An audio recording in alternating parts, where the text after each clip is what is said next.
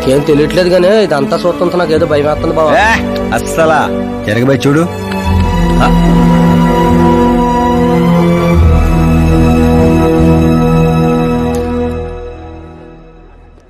అందరికీ నమస్కారం. పిలవగానే వచ్చిన మా సీఎం గారికి అలానే పార్టీ మిత్రులందరికీ స్వాగతం. మిమ్మల్ని అందరినీ బర్త్డే పార్టీకి పిలవడానికి ఒక కారణం ఉండదు. మన దగ్గర పనిచేసే డ్రైవర్లకు బేటాలు ఇస్తాం, పని వాళ్ళకి మిగిలిపోయినవి ఇస్తాం, అలానే అర్హత ఉన్న వాళ్ళకి ఉద్యోగాలు ఇస్తాం. వాళ్లతో అంతకంటే ముందుకు పోవటానికి మన స్థాయి అడ్డొస్తుంది. కానీ ఈ రోజు నేను చరిత్రలో నిలిచిపోయే నిర్ణయం తీసుకోబోతుండా.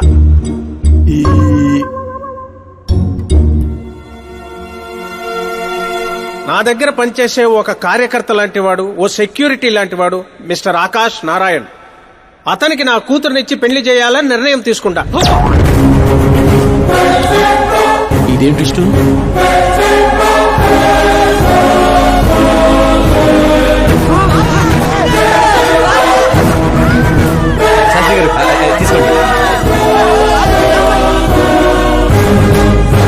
క్షమించండి సుబ్బారెడ్డి గారు. ఇప్పుడు నా కాబోయే అల్లుడు తన ఆనందాన్ని మీతో పంచుకుంటాడు. ఆకాష్ రా.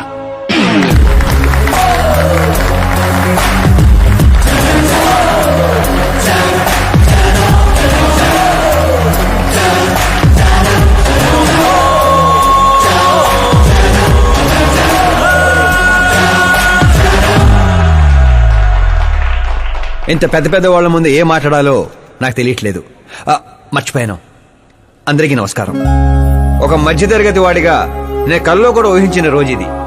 ఒక రాష్ట్ర హోంమంత్రి గారు నన్ను తన్నింటి అల్లుడిని చేసుకుంటున్నారంటే ఈ ప్రపంచంలో నా అంత అదృష్టవంతుడు ఎవ్వరూ ఉండరు. కానీ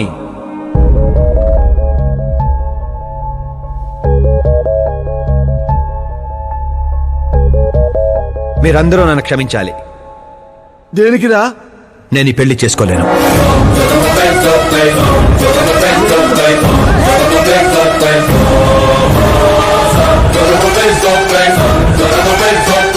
కారణం, నేను ఇదివరకే నా మనసు ఇంకొకరికి ఇచ్చాను. ఆ అమ్మాయి కోసమే బతుకుతున్నాను.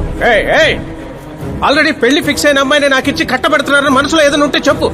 అంతేగాని పిలిచి పిల్లనిస్తానంటే నాకు ప్రేమ ఉంది, ప్రేమించిన అమ్మాయి ఉందని అబద్ధాలు చెప్పమాకు. మీరు అపార్థం చేసుకుంటున్నారు సార్. ఇవి అబద్ధాలు కావు, నిజాలు. నువ్వు ఎవరితో ఏం మాట్లాడుతున్నావు అర్థమవుతుందా? హైదరాబాద్ నమ్మికొని ఆస్తి అక్కడ హోమ్ మినిస్టర్ మ్యాచ్ అయ్యా. పెంకుటింట్లోంచి వచ్చి మినిస్టర్స్ కాలనీలో పడతావు. నేను ప్రేమించింది దేవత లాంటి అమ్మాయిని, ఆస్తునే కాదు సార్. యారా ఈడు మన ఫ్రెండ్ ఆకాష్ గడేనా? ఏయ్, ఎవరయ్యా అమ్మాయి? అంతగా ప్రేమిస్తే ఆ అమ్మాయినే చేసుకోవచ్చుగా. నాది వన్ సైడ్ లవ్ అండి. నిజంగా నువ్వు ప్రేమించిన అమ్మాయి ఎవరో చెప్పు, మేము దగ్గరుండి నీ పెళ్లి జరిపిస్తాం. చెప్పలేను సార్. చెప్తే మీరే నన్ను చంపేస్తారు. ఏంటి బాబో ఇది? సీఎం సమక్షంలో నిన్నెవరు చంపేస్తారయ్యా? ఒక రాష్ట్ర ముఖ్యమంత్రిగా నేను చెప్తున్నాను. నీ ప్రేమ నిజమైతే నువ్వు ప్రేమించిన అమ్మాయి ఎవరో చెప్పు, నేనే దగ్గరుండి మీ పెళ్లి చేస్తా. ఇంతమంది మీడియా సోదరుల ముందు డీజీపీ గారు ధైర్యాన్ని ఇచ్చారు, సీఎం గారు మాటిచ్చారు. తను ఎవరో చెప్పేస్తా. నేను ప్రేమించిన అమ్మాయి మిస్ మీరా, మన రాష్ట్ర ముఖ్యమంత్రి గారి ఏకైక కుమార్తె.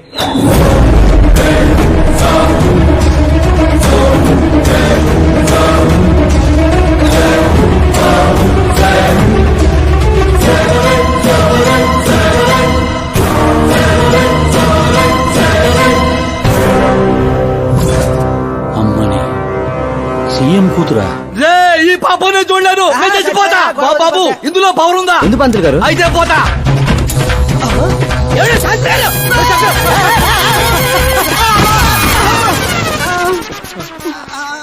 శాస్త్రి గారు మీకు సాగొట్లేదా? వాడిచ్చిన షాక్ ముందు ఈ షాక్ ఎంతరా? బ్రదర్, ఇదంతా పేపర్లో వస్తా. అన్ని పేపర్స్ హెడ్లైన్స్ లో వస్తుంది సార్.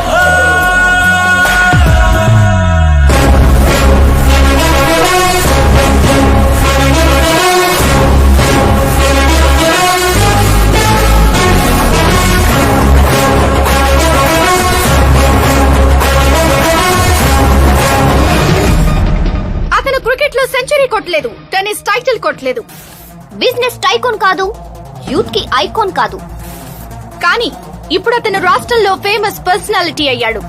FB లో, FM లో, ట్విట్టర్ లో ఎక్కడ చూసినా అతనే హాట్ టాపిక్. అలాంటి సెన్సేషనల్ సెలబ్రిటీ ఆకాష్ నారాయణ గురించి ఈ రోజు ఎన్టీవీలో ఎక్స్క్లూజివ్ గా చూడండి.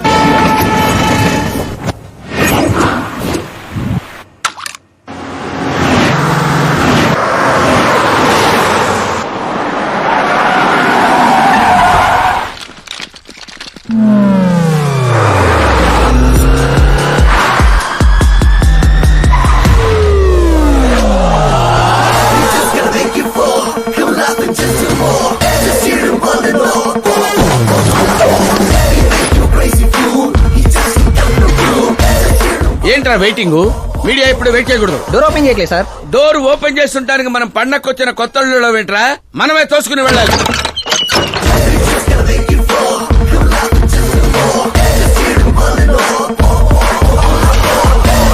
నేను చెప్పాల్సింది ఏం లేదని చెప్పాం కదా, మళ్ళీ ఏంటి? మేము అడగాల్సింది చాలా ఉందని చెప్తున్నాం కదా. ఆయన ఎందుకు చెప్పాలండి? అసలు ఎవరు మీరు? Paul, Amala Paul. అదేం పేరు? Yes, Amalapuram Paul.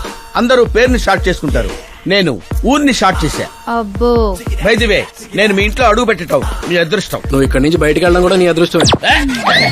ఇప్పుడు చెప్పండి, మీ వాడింత ఫేమస్ అవుతాడని మీరు ముందే ఊహించారా? ప్రకృతి వైపరీత్యాలు ముందే ఊహించగలమా? సరే, ఆకాష్ మీకేమవుతాడమ్మా? హెడ్ఏక్ అవుతాడు. హెడ్ ఏక్ అవుతాడు, స్టమక్ ఏక్ అవుతాడు. జబ్బుల గురించి నేను అడగటం లేదమ్మా, మీ ఇద్దరికున్న బంధుత్వం ఏంటి అని. మరిదిలేండి. మీ కొంపలో అందరింతేనమ్మా? Okay okay okay. మీ మరిది గారు హోమ్ మినిస్టర్ కూతుర్ని పెళ్లి చేసుకుంటారా, చీఫ్ మినిస్టర్ కూతుర్ని పెళ్లి చేసుకుంటారా? ఎవరితో అవుద్దో తెలియదు గాని పెళ్లి మాత్రం తప్పకుండా అవుతుంది. అబ్బో, వాడిచ్చిన షాక్ కి ఫ్యామిలీ మొత్తానికి ఫీజులు కుట్టేసినట్టున్నాయి.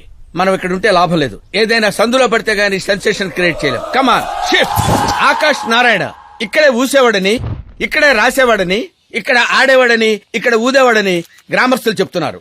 ఫుటేజ్ ఏ ఛానల్ కి పంపించమంటారు సార్? ఏ ఛానల్ డబ్బులు ఎక్కువ ఇస్తే ఆ ఛానల్ కి పంపించండి. వాళ్ళకి కావాల్సింది టీఆర్పీ, మనకు కావాల్సింది ఎంఆర్పీ. ఓకే? అవునండి, ప్రతిపక్ష లీడర్ గానే మాట్లాడుతున్నాను. సీఎం మాట తప్పితే ఊరుకునేది లేదు. అంటే మీరు సీఎం ఏం డిమాండ్ చేస్తున్నారు? ఫ్రీ కరెంట్ ఇస్తాం, రుణమాఫీలు చేస్తాం అని వాగ్దానాలు చేయడం కాదు, ఇచ్చిన మాట ప్రకారం పిల్లనివ్వమనండి చాలు, అభినందిస్తాం. ఏంటయ్యా పిల్లనిచ్చేది? తనే నా అక్క కొడుకు కాదు, అడగ్గాని పిలిచి పిల్లనివ్వడానికి. అంటే మీడియా ముందు మీరు ఇచ్చిన మాట తప్పుతున్నారా? ఇచ్చిన మాట తప్పడం, చేసిన సేవలు గుర్తుపెట్టుకోవడం మా పార్టీకి అలవాటు లేదు. అంటే మీ కూతురిచ్చి పెళ్లి చేస్తారా? నేను ప్రేమకు ప్రేమికులకు వ్యతిరేకం కాదు. ముందు మా అమ్మాయి మనసులో ఏముందో తెలుసుకోనివ్వండి. అది తెలుసుకుందామనే ఇక్కడికి పిలిపించాను. దేని గురించండి? అంత అమాయకంగా మాట్లాడుకో. మన మధ్య ఉన్న ప్రేమ గురించి. ప్రేమ ఏంటండి? మన మధ్య ఉంది ఎంప్లాయర్ రిలేషన్ మాత్రమే కదండి. ప్రేమ లేనప్పుడు నువ్వు నన్నెందుకు సేవ్ చేసావు? సేవ్ చేయటం నా డ్యూటీ కాబట్టి. ఓహో, మరి అందరి ముందు చీరెందుకు కట్టావు? హెల్ప్ చేయటం నా నేచర్ కాబట్టి. నిజంగా నీ మనసులో ఏం లేకపోతే నాకు ఎందుకు దగ్గరయ్యావు? దగ్గర అవటం కాదండి, దగ్గరగా ఉన్నాను. తేడా ఏంటో? ఎఫెక్షన్ కి ప్రొటెక్షన్ కి ఉన్న తేడా. మాటలు మాట్లాడాలన్నా మార్చాలన్నా నీ తర్వాతే ఎవరైనా. అయినా మీరా నేను 8th స్టాండర్డ్ నుంచి ఫ్రెండ్స్. మీ లవ్ స్టోరీ గురించి తను ఎప్పుడు చెప్పలేదు, నువ్వు ఎప్పుడు చెప్పలేదు.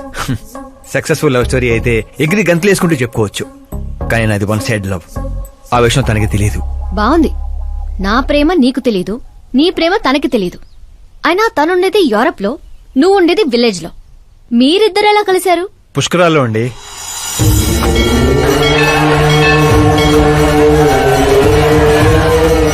గోదావరిలో మునిగితే దారిలో పడతానని ఫ్యామిలీ అంతా కట్టుకట్టుకుని పుష్కరాలకి వెళ్ళాం. ఇసుకేస్తే రాలనంత జనం. మరో పక్క పుష్కరాలను ప్రారంభించడానికి వచ్చిన సీఎం కాన్వాయ్. ఒకటే హడావుడి. ఈ గొడవంతా మనకెందుకులే అని మా బామిచ్చిన తుండుగుడ్డ కట్టుకుని నీళ్ళలో మునిగాను. మూడో మునక మునిగి లేచేసరికి ఎదురుగా ఒక అందమైన పాప. ఒక్కసారిగా నరాలు స్వరాలు పాడుతున్నట్టు అనిపించింది. ఎవరా పాప అని అడిగితే సీఎం కూతురు అన్నారు. పుష్కరాలు మునిగితే పుణ్యం వస్తుందంటారు, కానీ నా జీవితంలోకి మీరా వచ్చింది. పరిచయం చేసుకుందామని హలో అన్నాను. పోలీసులు లాఠీలతో చలో అన్నారు. ఆ తర్వాత మర్చిపోలేక గోదావరి ఎక్స్ప్రెస్ ఎక్కి సీఎం క్యాంప్ ఆఫీస్ కి విజిటర్స్ లాగా వెళ్లి రోజుతోనే చూసేవాడిని. మొక్కలకి నీళ్లు పోస్తున్న మీరా, చిన్న చిన్న కుక్క పిల్లలకి పెడిగిరీ వేస్తున్న మీరా సడన్ గా ఒకరోజు కనిపించలేదు. ఏంటి అని ఎంక్వైరీ చేస్తే చదువు కోసం యూరోప్ వెళ్ళిందన్నారు. 1 లక్ష అప్పు చేసి ఎమిరేట్స్ ఫ్లైట్ ఎక్కి విక్టోరియా కాలేజ్ లో ల్యాండ్ అయ్యాను. తెలుసుకుంటాను. నా గోలు నా గోల వేరండి. కానీ ఇక నుంచి నా గోలా నువ్వే. నేను ఎప్పుడు ఎలాగుంటానో నాకే తెలీదు. 365 days ఒకేలా ఉండేవాళ్ళంటే నాకు మహా చిరాకు. I'm wild. You have no idea about me. Wait for my dad's call.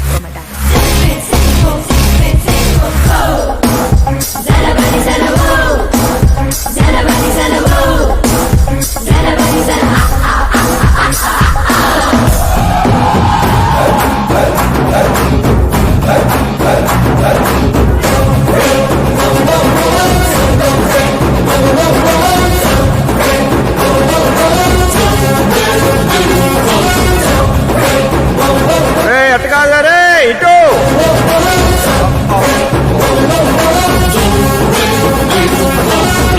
అమ్మా ఏమిటా నువ్వు చెప్పేది? దేవుడా! ఏమిట్రా ఈ దరిద్రం? సీఎం గారి కూతురు నీకు ప్రపోజ్ చేయటం ఏంట్రా? ఏ అబద్ధాలు చెప్పి పడేశావురా అమ్మాయిని? అబద్ధాలు చెప్పలేదు వర్జన, అన్ని నిజాలే చెప్పాను. పడిపోయింది. శాస్త్రి గారు శాస్త్రి గారు శాస్త్రి గారు మీరు అలా చేయకూడదండి. ఒరేయ్ నీకు దండం పెడతానురా, నీ ఫ్యూచర్ ప్లాన్ ఏంటో చెప్పరా. ఫ్యూచర్ ని ప్లాన్ చేయకూడదు శాస్త్రి గారు, ఎంజాయ్ చేయాలి. ఎంజాయా? ఆ, దీని అబ్బా జీవితం బ్రహ్మచర్యమా నా బ్రహ్మచర్యమా? శాస్త్రాలని 50 ఏళ్లుగా బ్రహ్మచర్యంతో స్త్రీలను పక్కన పెట్టానురా. నా గెరిట నేనే తిప్పుకున్నానురా. ఇంకెందుకురా ఈ జీవితం? ఇంకెందుకురా ఈ దండ? శాస్త్రి గారు, ఇంకెందుకురా ఈ పంచ? ఇంకెందుకు? రే, రే, రే. ఎందుకు ఈ బట్టలు? ఈ రోజు నుంచి నా పేరు శాస్త్రిలో శా ఉండదు, ఓన్లీ స్త్రీ ఉంటది. స్త్రీ నువ్వెక్కడా? శాస్త్రి గారు, స్త్రీ శాస్త్రి నువ్వెక్కడా? స్త్రీ ఐఎమ్ కమింగ్.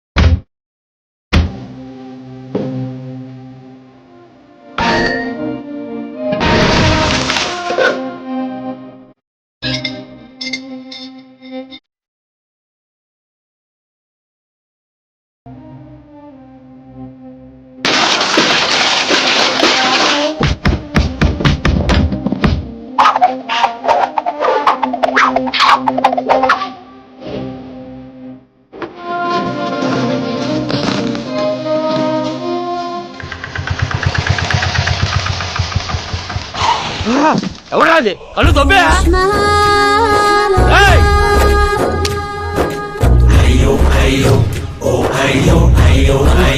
సిద్ధప్ప గారు మీరా?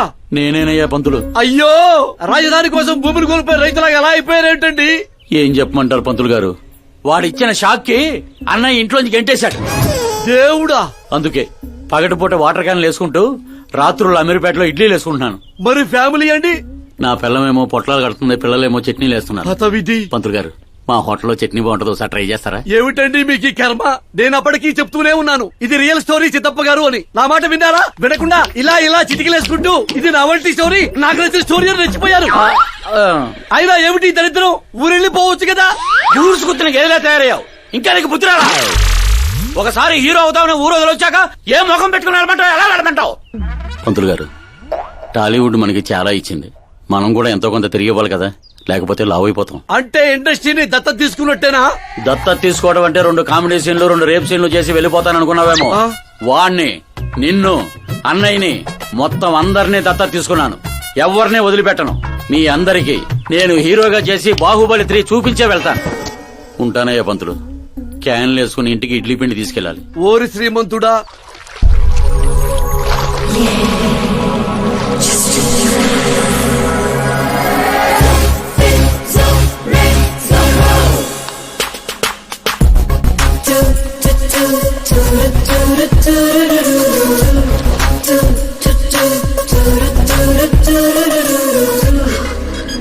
Hey Meera. Hi. 1 minute. Yeah.